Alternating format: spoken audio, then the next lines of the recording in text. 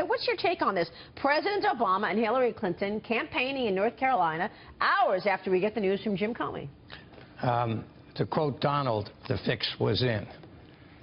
You can't escape that conclusion when you listen to Comey lay out all of the egregious things that Secretary Clinton committed, willfully exposing top secret. By the way, not just secret, not just classified, but top.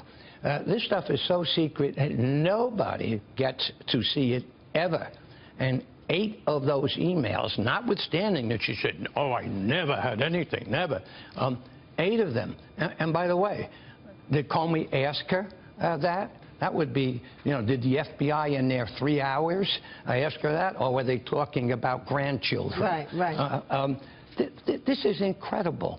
And it is a stain on the judicial process. And it feeds into the idea that Bernie Sanders and Donald Trump have said the system is rigged. Right. It's rigged for the power players. Yeah. Dagan. She might not, Hillary Clinton, get hammered hard with this evidence by some people who will interview her in the future, but when she gets on a stage and has to debate Donald Trump, how in the world is she going to answer this? Because she'll have to answer this directly, and if he handles it adroitly, it could be very damaging. Well, that's the big question. Does he handle it with finesse, or does he just come out and say Hillary's a crook, et cetera, et cetera? That doesn't go over, and so it has to be handled with finesse. He has to point out that on X number of occasions you said that you never sent classified materials out, that you never received classified materials, and yet here the FBI has indicated with definiteness that you did. And it wasn't afterwards that they made the classifications. This was you're doing it on the server. And by the way, how do you just willy-nilly say, well, 30,000 of these things were lost, they were erased, et cetera? Doesn't that raise real questions? 30,000? And who decided? Her lawyers decided what to make available and what not to? Now, and Mr. Comey says, oh, we have no reason to believe that they didn't turn over everything that they should. Well, what do you think happens now? I mean, according to a press release from Elijah Cummings, the ranking member of the Oversight Committee, Congressman Chaffetz has called for an emergency hearing with Comey tomorrow.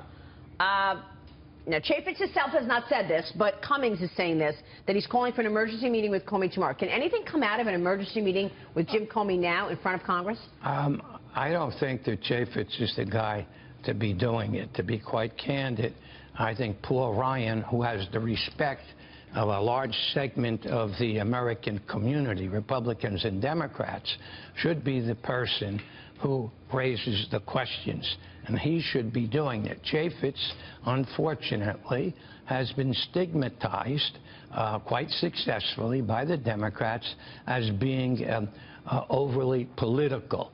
So he's the wrong guy to be doing this, and he's no match for Comey. Senator, what's interesting to me is that Comey's term is up in 2023. It is virtually impossible to get rid of him after Watergate. It's virtually impossible to fire the FBI director.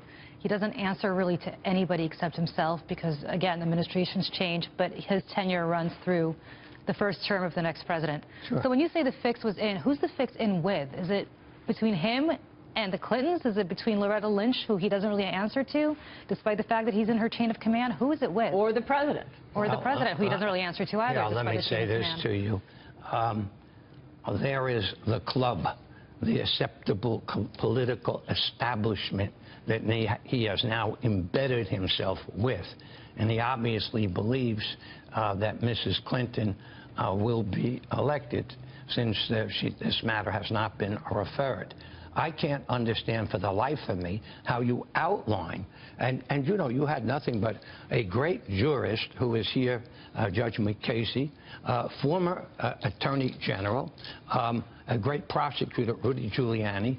They all say give me that case, I'd prosecute it any day, and I'd get a conviction. Right. So then It's why that did he easy. say no reasonable prosecutor would bring this case? Well, he was That's what wrong. Jim Comey said. He just overstated it, and he happens to have overstated that particular situation, because I think you would find any number of prosecutors who've given those facts would say, yeah, this is a crime. And by the way, gross negligence, and that's what this is criminal in nature. And so this was certainly negligence beyond the ordinary slip-up, etc. Yeah. And it went on for years. And then she tried to cover it up with a series of misstatements and lies. She was not truthful. A couple of weeks ago, Darrell Issa said, the only ones who can indict Hillary Clinton are the American people. This White House will not do it. That's right. Does this come down to the election? Does this sway people? They say, I'm sick of it. The fix is in. This is rigged. I'm voting this way. Let me say this. This was a victory for Hillary, but she doesn't come out with a good housing stamp on it of approval. She doesn't get that. It still leaves many questions, and I think those who questioned her integrity will still stick to it. I think some will be shocked, those who are open-minded, that this decision was made. It helps her in that she didn't get indicted, but it's not a clear victory. All right, we'll leave it.